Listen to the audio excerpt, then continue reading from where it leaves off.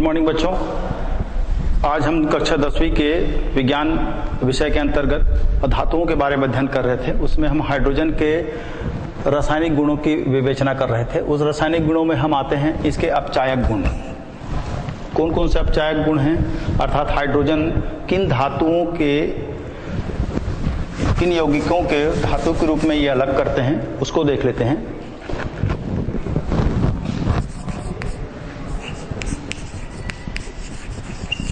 अपचायक गुण। इसके पहले वाले अध्याय में हमने देखा है ऑक्साइडों के ऊपर हाइड्रोजन गैस प्रवाहित करते हैं तो वो अपचयित होते हैं। अब धातुओं के क्लोराइड के रूप में, धातुओं के क्लोराइड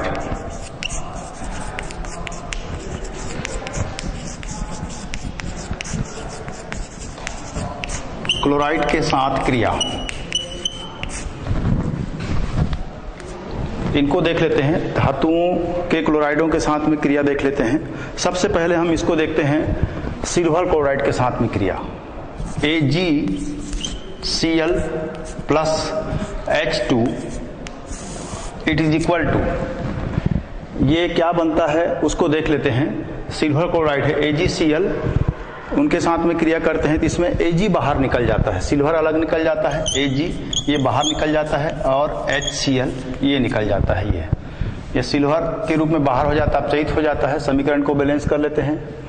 इधर एक Ag है, इधर एक Ag है, इधर दो हाइड्रोजन है क्रियाकारक में, इधर दो हाइड्रोजन है, इधर एक क्लोरीन है, इधर एक क्लोरीन है। हाइड्रोजन की संख्याओं में अंतर है, इसको बैलेंस कर लेते हैं। बैलेंस करते हैं, सबसे पहले क्या कर लेते हैं, ये यदि मान ले जाए इसको हम 2 करते हैं, देखिए इसको 2 कर दिया, ये इस प्रकार हाइड्रोजन बराबर हो गए दोनों ओर के।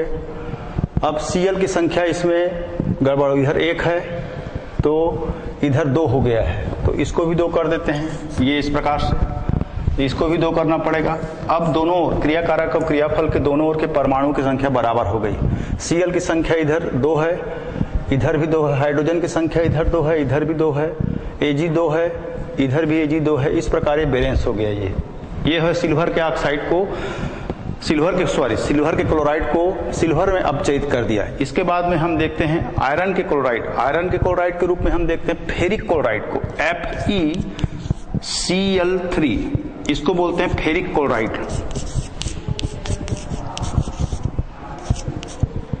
फेरिक क्लोराइड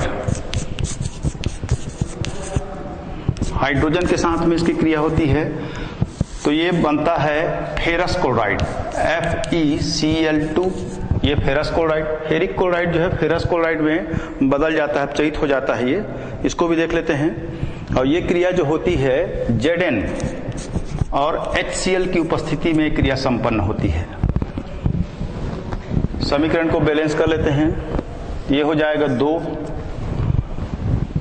और इसमें जो नया पदार्थ बनेगा वो HCl बनेगा, HCl, 2 HCl। दोनों ओर के परमाणुओं की संख्या को देख लेते हैं। इसको भी हमने 2 कर दिया। ये तो आयरन की संख्या इधर हो गई 2, इधर भी 2 है। क्लोरीन की संख्या हो जाएगी 3 दूने 6 और ये 2 दूने 4 और 2 6। हाइड्रोजन 2 इधर भी है, इधर भी है। इस प्रकार ये बराबर हो गए। यानी फेरिक क्लोराइड जो है FeCl3, यहाँ पर आयरन की संयोजकता 3 है। फेरिक क्लोराइड हाइड्रोजन से क्रिया करके फेरस क्लोराइड में अपचयित हो जाता है। ये यहाँ पर आयरन की संयोजकता जो है 2 है, ये फेरस क्लोराइड है, फेरस क्लोराइड। ये हाइड्रोजन के अपचायक गुण हो गए। इस प्रकार से हम इसके आगे के रासायनिक गुणों को देखते हैं। अपचायक गुण के बाद देखते हैं हाइड्रोजनीकरण क्रिया क्या होती है। हाइड्रोजनीकरण,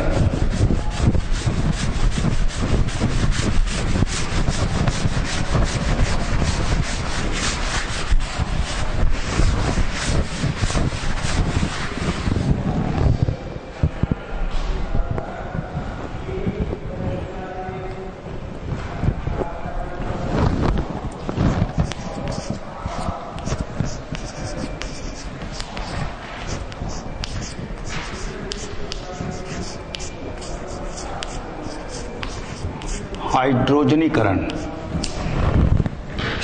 हाइड्रोजनीकरण क्रिया जो होती है वो इसमें एसिटिलीन,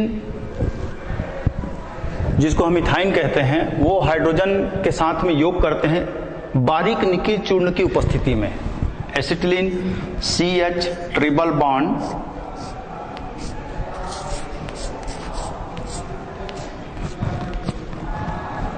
ये हाइड्रोजन से योग करेंगे निकिल चूर्ण की उपस्थिति में, निकिल चूर्ण की उपस्थिति में, तो ये हाइड्रोजन परमाणु दोनों जुड़ जाएंगे। जुड़ने के पश्चात में देखिएगा ये एसिटिलीन है, एसिटिलीन हाइड्रोजन का योग होगा तो ये दोनों हाइड्रोजन परमाणु इसमें जुड़ जाएंगे और ट्रिपल बॉन्ड डबल बॉन्ड में परिवर्तित हो जाएगा। तो ये बनेगा CH2 डबल बॉन्ड CH2, ये एथिलीन, एथिलीन बन गया। इसके पश्चात में फिर हाइड्रोजन का योग होगा, इसमें फिर हाइड्रोजन का योग होगा तो ये बन जाएगा आपका, फिर दोनों हाइड्रोजन परमाणु इसमें जुड़ जाएंगे, ये बॉन्ड फिर टूट जाएगा तो डबल से सिंगल हो जाएगा ये। तो ये बनेगा आपका ये CH3 सिंगल बॉन्ड CH3, या इसको अपन इस प्रकार भी लिख सकते हैं C2H6, ये एथेन है, एथेन। निकिल चूर्ण की उपस्थिति में क्रिया संपन्न होती है। तो देख लीजिए हाइड्रोजनीकरण क्रिया किस प्रकार से होती है। एसिटिलीन जो ट्रिपल बॉन्ड है, कार्बन कार्बन के मध्य इसमें ट्रिपल बॉन्ड पाया जाता है। जब ये हाइड्रोजन के साथ में संयोग करता है, योग करता है निकिल चूर्ण की उपस्थिति में, तो ये जुड़ने के पश्चात में ये ट्रिपल बॉन्ड से डबल बॉन्ड में बदल जाता है। कभी भी रासायनिक क्रिया होती है तो उनके बॉन्ड में यानी बंध में परिवर्तन होता है। ये ट्रिपल बॉन्ड से डबल बॉन्ड में आ गया ये, तो डबल बॉन्ड में ये एथिलीन बन गया। उसके बाद में फिर हाइड्रोजन से योग होगा तो ये डबल बॉन्ड से सिंगल बॉन्ड में बदल जाएगा, यानी दुई बंध से एक बंध हो जाएगा। इसको दोनों हाइड्रोजन परमाणु इसमें जुड़ जाएंगे, दोनों कार्बन परमाणु में उपस्थित हाइड्रोजन परमाणु के साथ में, तो ये CH3 सिंगल बॉन्ड CH3, जिसको हम C2H6 भी कहते हैं, ये एथेन है। अर्थात इसको परीक्षा में इस प्रकार भी पूछा जाता है, आप इथाइन से एथेन कैसे बनाएंगे, ये क्रिया क्या कहलाता है, ऐसे पूछते हैं। ये एसिटिलीन से एथेन कैसे बनाएंगे, या फिर असंतृप्त हाइड्रोकार्बन से संतृप्त हाइड्रोकार्बन कैसे बनाएंगे। ये असंतृप्त हाइड्रोकार्बन है, अति असंतृप्त है, अति असंतृप्त हाइड्रोकार्बन। ये ग्रुप का नाम है, पूरे समूह का नाम है।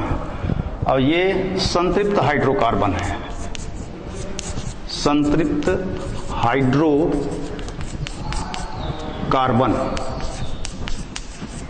इसको पैराफिन भी कहते हैं, इसको, ये पूरे ग्रुप को पैराफिन भी कहते हैं ये। तो इस प्रकार हाइड्रोजनीकरण क्रिया में एसिटिलीन से आप एथेन को बनाना बता सकते हैं। तो हाइड्रोजन का योग होगा निकिल चूर्ण की उपस्थिति में, एथिलीन बनता है डबल बॉन्ड युक्त, फिर हाइड्रोजन के योग होगा तो ये बॉन्ड फिर टूट करके एथेन बनाता है और कार्बन कार्बन के मध्य सिंगल बॉन्ड होता है। आइए अब इसके बाद हम देखते हैं इनके उपयोग के बारे में। हाइड्रोजन के क्या उपयोग हैं उसको देख लेते हैं।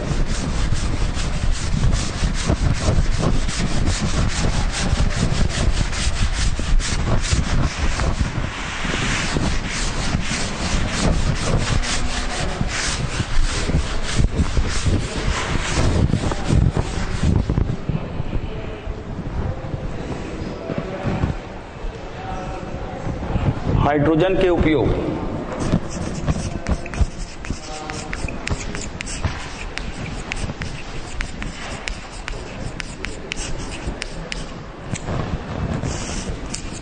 कौन कौन से उपयोग है उसको देख लेते हैं। सबसे पहले हाइड्रोजन हल्की होने के कारण ये वायुयान और गुब्बारों में भरने के काम आते हैं। इसके अलावा ये ज्वलनशील होने के कारण निष्क्रिय गैसों के साथ में हीलियम के साथ में ये 85% और 15% ये हाइड्रोजन का लेते हैं। ये ज्वलनशील होने के कारण इसमें भी इसका उपयोग किया जाता है। ये पहला उपयोग हो गया।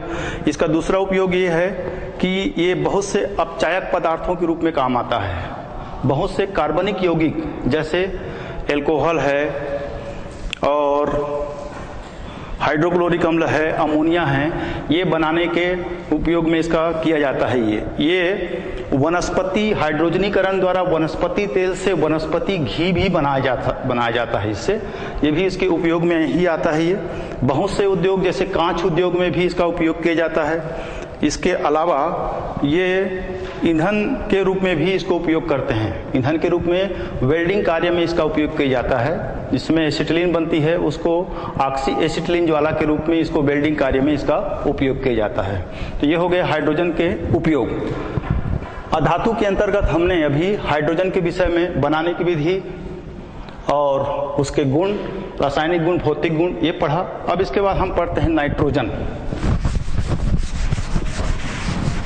दूसरे अधातु के रूप में हम पढ़ते हैं नाइट्रोजन।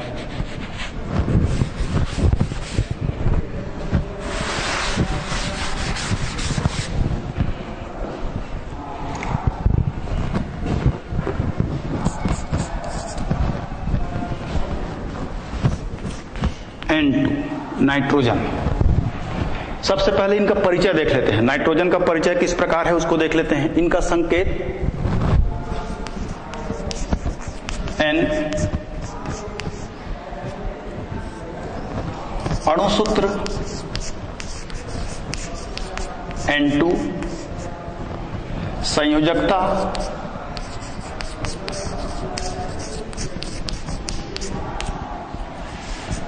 तीन व 5। इनके संयोजकता, दो संयोजकता होते हैं, परिवर्ती संयोजकता बनाते ही है, यानी संयोजकताएं बदलती रहती हैं। इनकी संयोजकता 3 और 5 दोनों होते हैं। 3 एवं 5।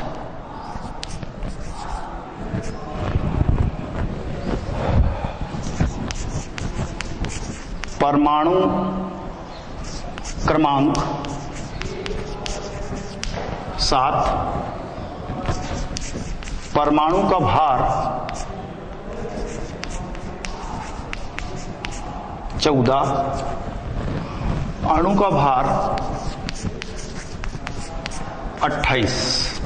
ये इसके सामान्य जानकारी हो गई। जैसे हम N2 लिखते हैं, ये N2, एक परमाणु का भार है 14। एक परमाणु का भार 14 है, तो दो परमाणु से मिलकर एक अणु बना है, तो ये हो जाएगा 14 दूने 28। तो ये इसकी सामान्य जानकारी हो गई।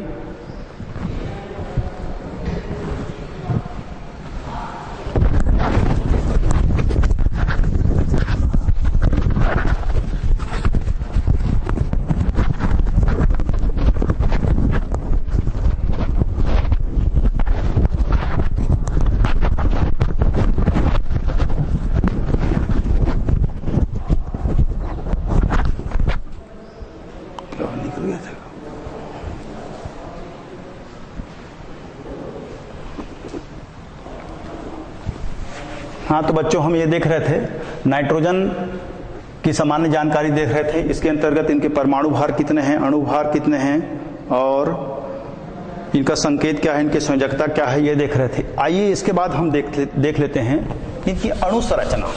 अणु की संरचना किस प्रकार एक अणु बनता है। नाइट्रोजन का एक अणु, जैसे ये 9 लिखा हुआ है, ये कैसे बनता है। पहले इनके परमाणु संरचना को देख लेते हैं। परमाणु संरचना को जानने के लिए हमको इनके परमाणु क्रमांक के हिसाब से या अनुसार उनके इलेक्ट्रॉनों की व्यवस्था देखते हैं। तो ये हो जाएगा 1s1, 1s2, 2s2 और 2p3।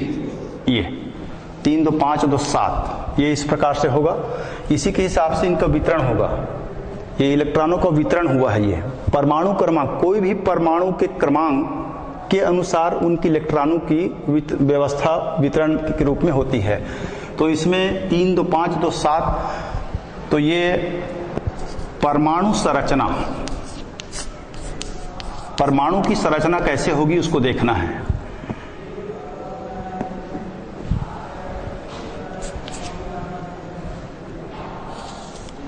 ये नाइट्रोजन परमाणु का नाभिक है जिसमें 7 प्रोटॉन और 7 न्यूट्रॉन होते हैं। न्यूट्रॉन में कोई आवेश नहीं होता और प्रोटॉन में धन आवेश होते हैं। इसके बाद में इसकी पहली कक्षा जो है उसमें 2 इलेक्ट्रॉन हैं। ये इस प्रकार से इसकी 2 इलेक्ट्रॉन होगी, 1 इलेक्ट्रॉन, ये 2 इलेक्ट्रॉन। इसकी जो दूसरी कक्षा और अंतिम कक्षा है उसमें 5 इलेक्ट्रॉन होगी। ये इस प्रकार होगी।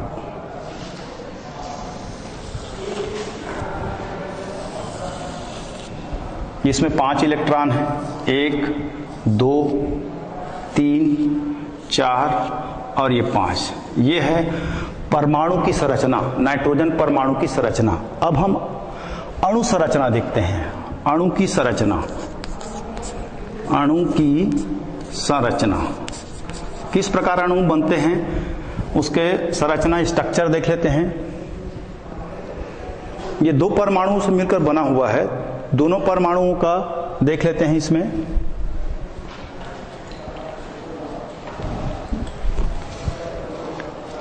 ये एक परमाणु का नाभिक हो गया,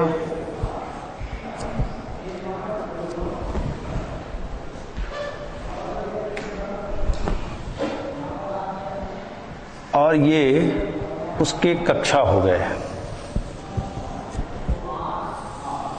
ये इस प्रकार से। ये दूसरा परमाणु, ये दूसरे परमाणु का नाभिक।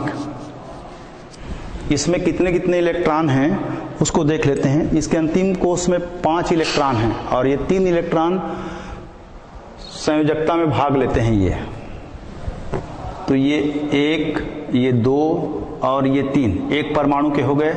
ये उसका नाभिक है और ये 2 इलेक्ट्रॉन ये इधर अलग से हैं, ये इधर 2 इलेक्ट्रॉन अलग से हैं। ये उसके बाद में एक परमाणु का ये दूसरा तीसरा, ये इस प्रकार से बनता है।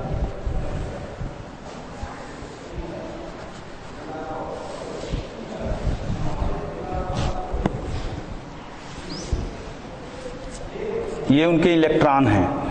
तो ये इनके साथ में बंध बनाएगा, ये इनके साथ में बंध बनाएगा, ये इनके साथ में बंध बनाएगा। यानी दोनों परमाणु के अंतिम कोष में 3 अयुग्मित इलेक्ट्रॉन हैं। ये 3 अयुग्मित इलेक्ट्रॉन दोनों परमाणु को जुड़ करके जोड़ी बनाएंगे, पेयर बनाएंगे।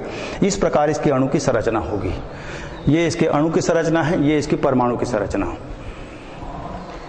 अब इसके इतिहास के संबंध में चलते हैं। नाइट्रोजन परमाणु का क्या इतिहास है उसको देख लेते हैं।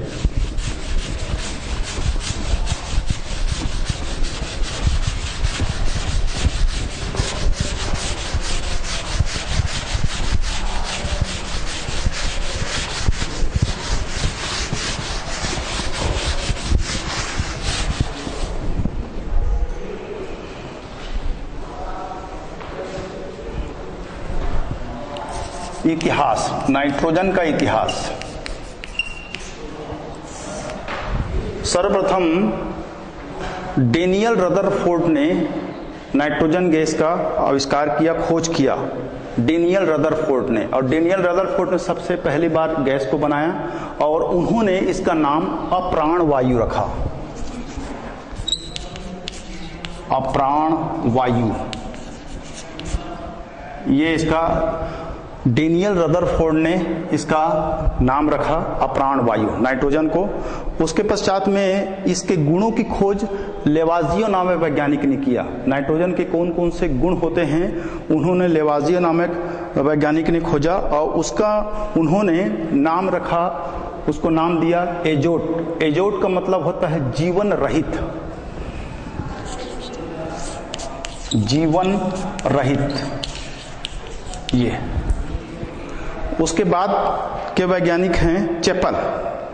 चेपल ने इसके और जो गुण हैं उनको देखा और देखने के पश्चात उन्होंने इसको नाइट्रोजन का नाम दिया, क्योंकि इसको नाइटर से सबसे पहली बार प्राप्त किया गया, इसलिए उसका नाम चेपल नामक वैज्ञानिक ने इसका नाम नाइट्रोजन रखा।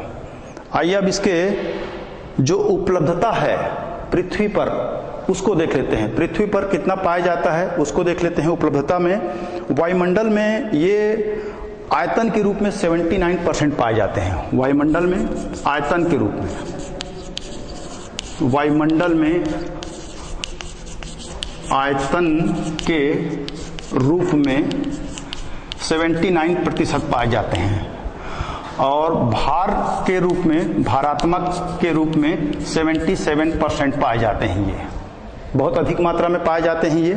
और उसके अलावा इनकी उपस्थिति जो है वो संयुक्त अवस्था में जंतुओं में भी पाया जाता है। ये पेड़ पौधे और जंतुओं में भी पाया जाता है ये, और इसके अलावा इनके बहुत से लवणों में भी इनकी उपस्थिति पाई जाती है।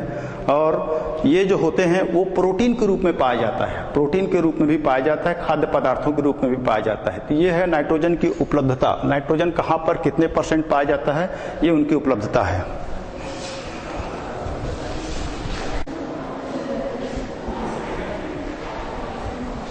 हाँ, तो बच्चों हम ये देख रहे थे नाइट्रोजन का इतिहास के संबंध में।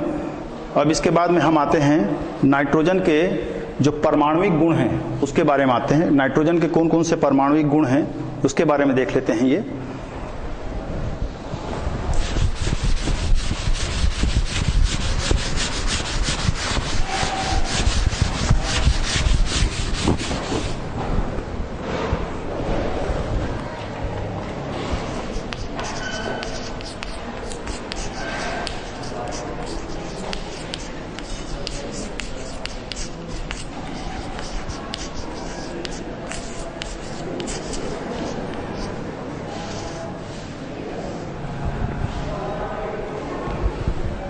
नाइट्रोजन के परमाणुविक गुण। पहला, नाइट्रोजन के परमाणु क्रमांक 7 है। दूसरा, नाइट्रोजन के परमाणु भार 14 है। नाइट्रोजन की संयोजकता 3 एवं 5 है, अर्थात ये 3 इलेक्ट्रॉन ग्रहण करके त्रिसंयोजी यौगिक बनाते हैं। 3 इलेक्ट्रॉन ग्रहण करके 3 संयोजी यौगिक बनाते हैं। इसके अलावा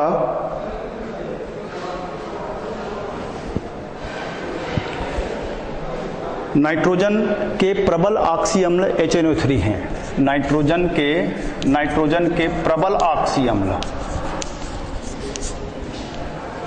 प्रबल अम्ल HNO3 हैं, ये ऑक्सी अम्ल भी कहलाते हैं। तो ये हो गया नाइट्रोजन के परमाणुविक गुण।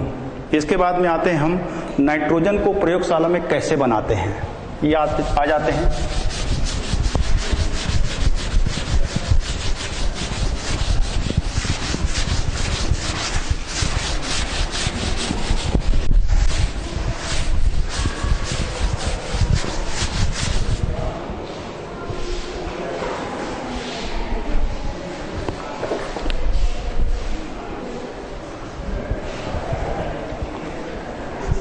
N2 बनाने की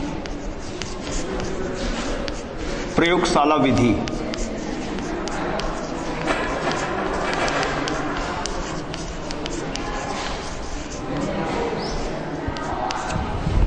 नाइट्रोजन को प्रयोगशाला में अमोनियम क्लोराइड और सोडियम नाइट्राइट की क्रिया के द्वारा बनाया जाता है। अमोनियम क्लोराइड जिसको नौसादर भी कहते हैं, अमोनियम क्लोराइड और सोडियम नाइट्राइट की क्रिया से बनाया जाता है।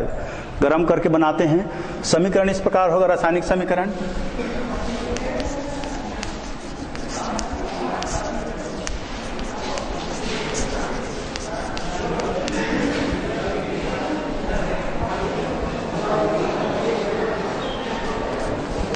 NH4Cl, इसको नौसादर कहते हैं, नौसादर, और इसको अमोनियम क्लोराइड भी कहते हैं,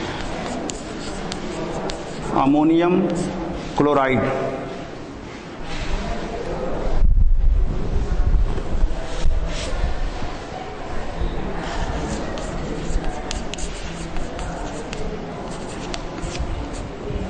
ये सोडियम नाइट्राइट की क्रिया sodium nitrite NaNO2, sodium nitrite, इसकी क्रिया द्वारा इसको गर्म करके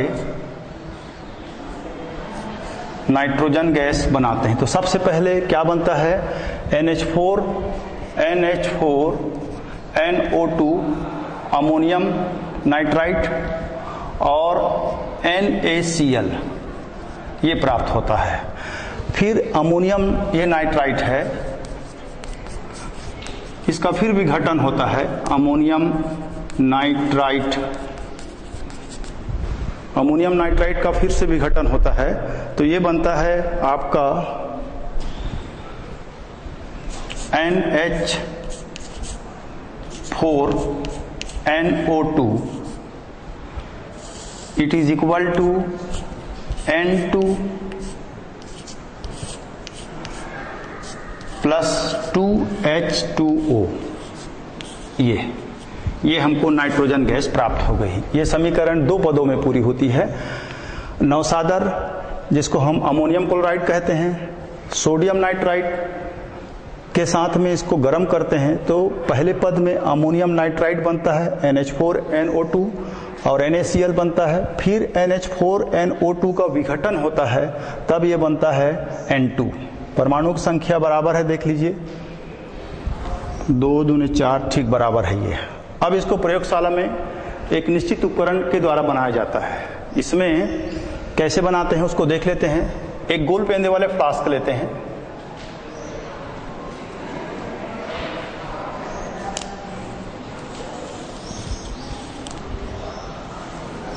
एक गोल पेंदे वाले फ्लास्क लिए, उसको एक निकास नली के द्वारा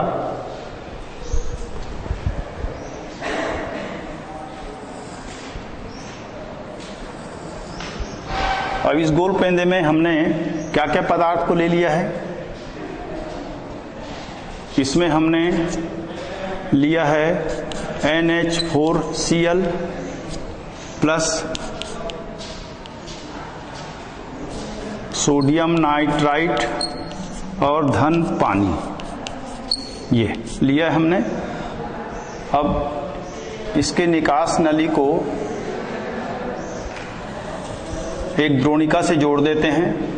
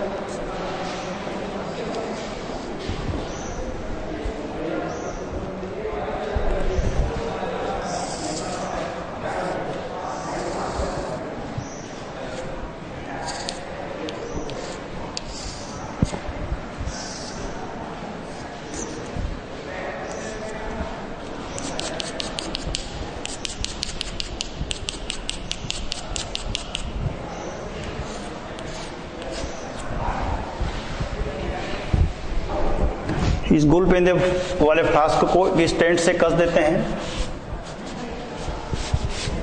और स्टैंड में एक जाली लगा देते हैं।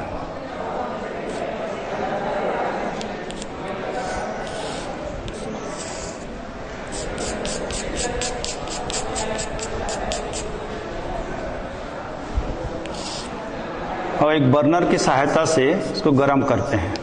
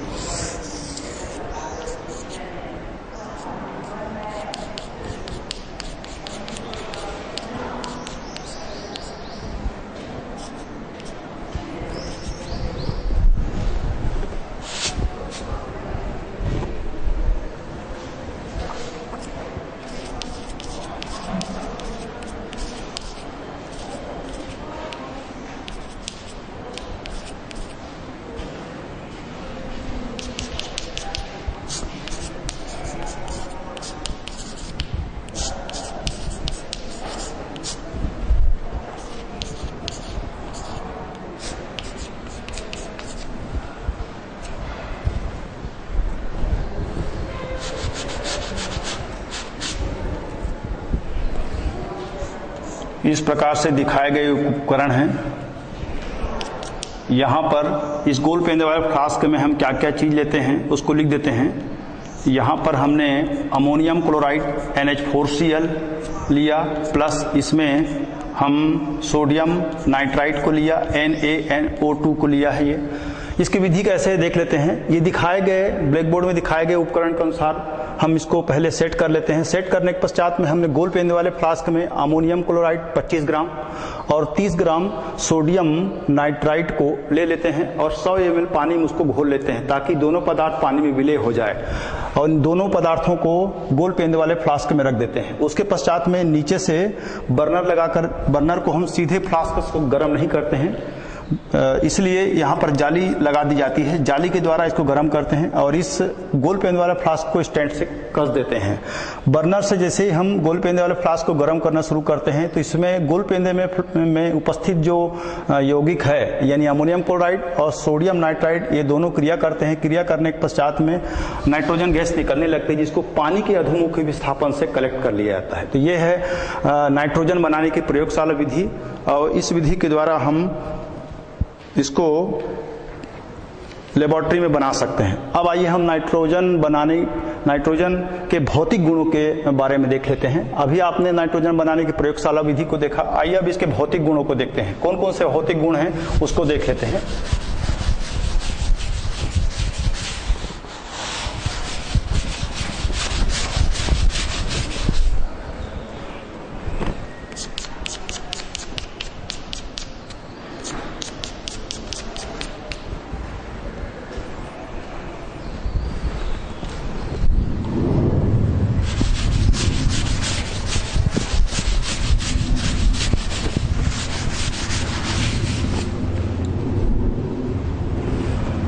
नाइट्रोजन के भौतिक गुण।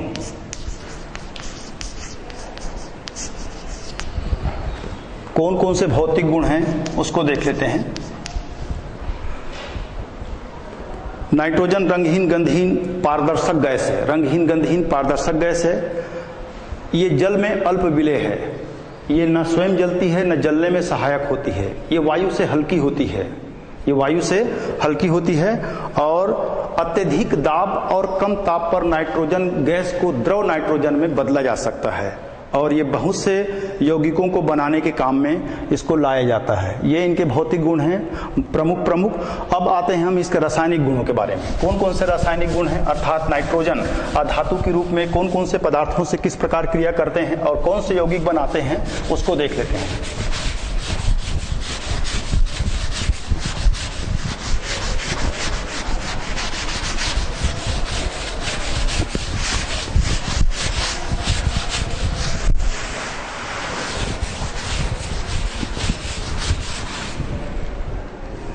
नाइट्रोजन के प्रमुख रासायनिक गुण।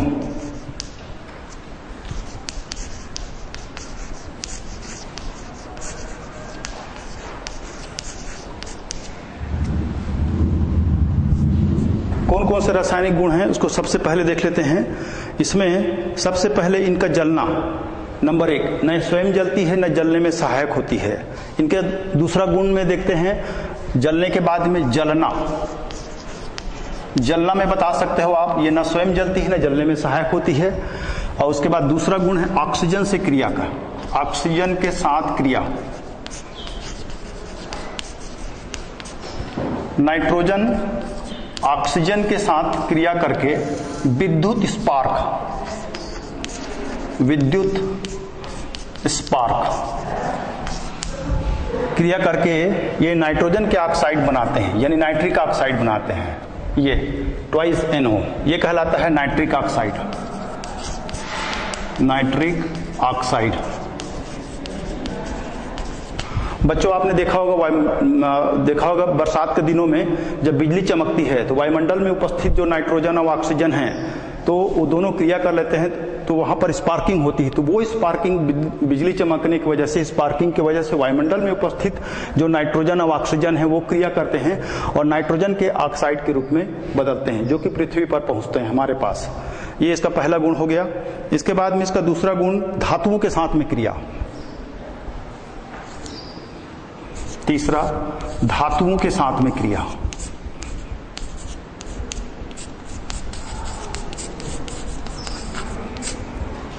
धातुओं के साथ में क्रिया, इसमें मैग्नीशियम के साथ में क्रिया पहले देख लेते हैं। मैग्नीशियम के साथ में क्रिया करके ये क्या बनाते हैं उसको देख लेते हैं। ये मैग्नीशियम के साथ नाइट्रोजन क्रिया करके मैग्नीशियम नाइट्राइड बनाते हैं। ये Mg+N2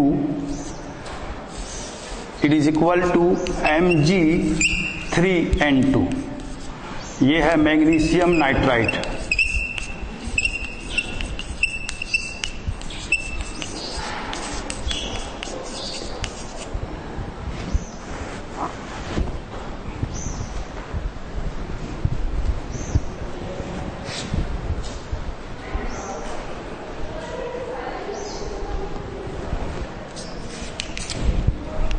एल्युमिनियम के साथ भी देख लेते हैं दूसरा गुण इसको, Al समीकरण संतुलित कर लेते हैं।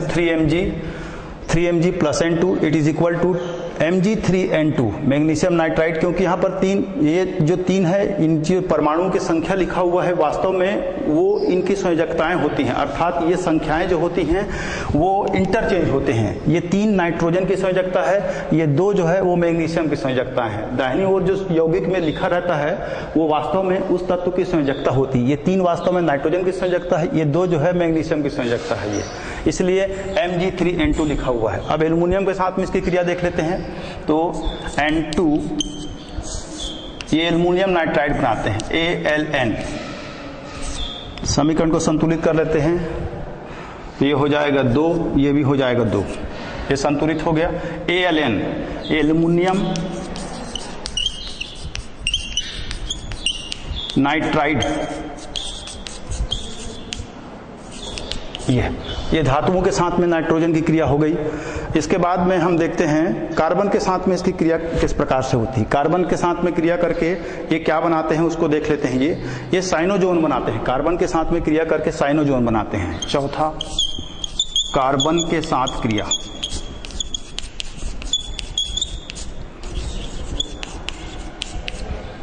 C+N2 it is equal to C2N2। ये इस प्रकार से ये कार्बन साइनोजोन बनाते हैं। ये कार्बन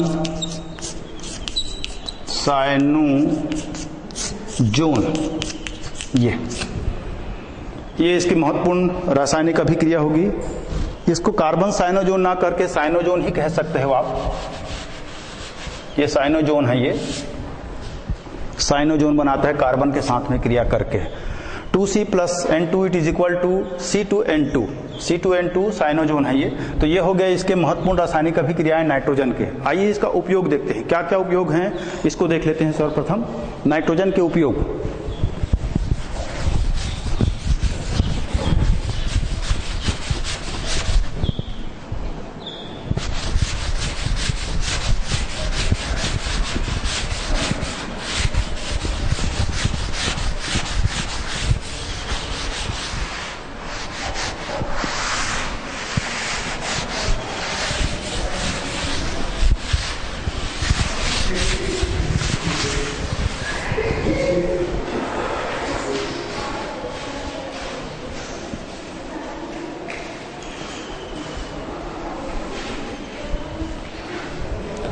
नाइट्रोजन के प्रमुख उपयोग।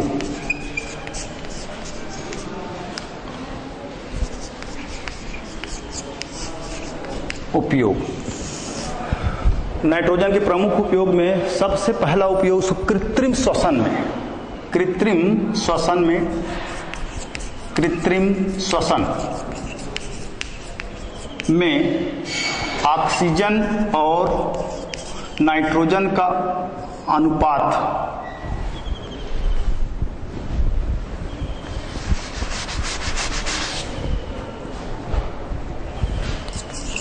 कृत्रिम श्वसन में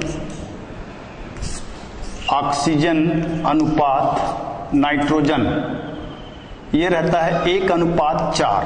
1:4 में रहता है। हालांकि ऑक्सीजन में नाइट्रोजन का कोई योगदान नहीं रहता, लेकिन नाइट्रोजन और ऑक्सीजन के साथ में इसका अनुपात मिलाते हैं, यानी ऑक्सीजन का 1 अनुपात और नाइट्रोजन का 4 अनुपात मिलाते हैं तो ऑक्सीजन की तीव्रता कम हो जाती है। ये पहला उपयोग है। ये हल्की होने के कारण भी इसको, नाइट्रोजन हल्की होती है और ये विद्युत बल्बों में भरी जाती है। ऑक्सीकारक के रूप में ये विद्युत बल्बों में भरी जाती है। प्राणियों और जंतुओं में भी ये पाई जाती है और बहुत से कार्बनिक पदार्थ जो होते हैं उसको बनाने में, जैसे नाइट्रिक अम्ल है, अमोनिया है और नाइट्रोजन युक्त कई पदार्थ होते हैं, उनको बनाने में इसका उपयोग किया जाता है। तो ये हो गया नाइट्रोजन के प्रमुख उपयोग। तो बच्चों, आज हमने नाइट्रोजन के बनाने की विधि, उसके प्रयोगशाला विधि और उसके परमाणुिक गुण, रासायनिक गुण और उपयोग के बारे में पढ़ा। आगे के अध्याय में हम दूसरे और अधातु के बारे में अध्ययन करेंगे। धन्यवाद।